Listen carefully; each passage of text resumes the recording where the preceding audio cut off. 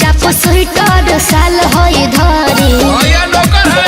अरे जवन करे के बड़ा जज करी चुपचाप स्वेटर साल होई धरी लागे छठी मैया आइल बाड़ी यही जे नाच बिना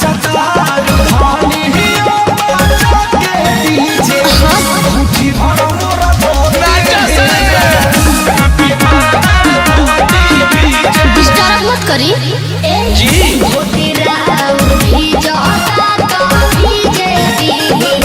खुशी मोर नहीं चुप ना रहू नाचे दे।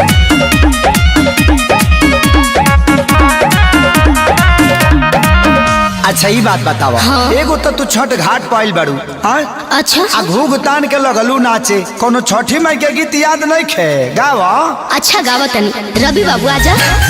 पेन्ही के बबुआ के पापा पियरी अरे पेन्ही के बबुआ के पापा पियरी अरे जिया हमार रख दे के भइले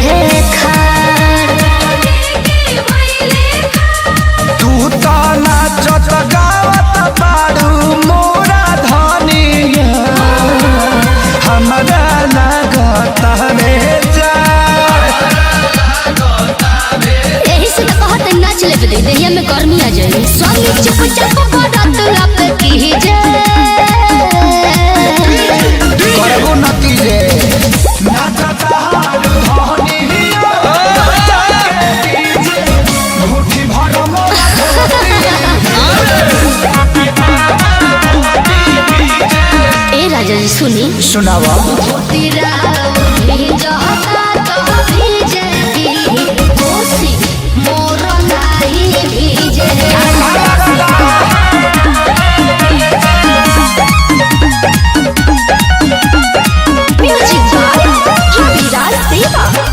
कृपा करी सुनी रउआ दीनानाथ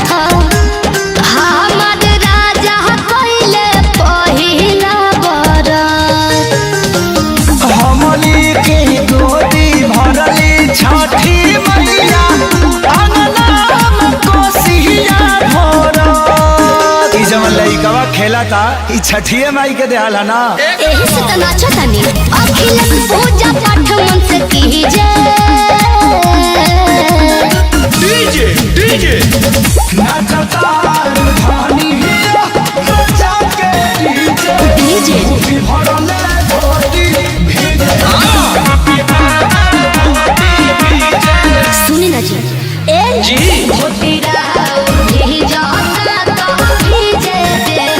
कोसी मोर नहीं भीजे हाय संजय विवेक जी तो गर्दा को देहलो दूर उड़ा देले बालो।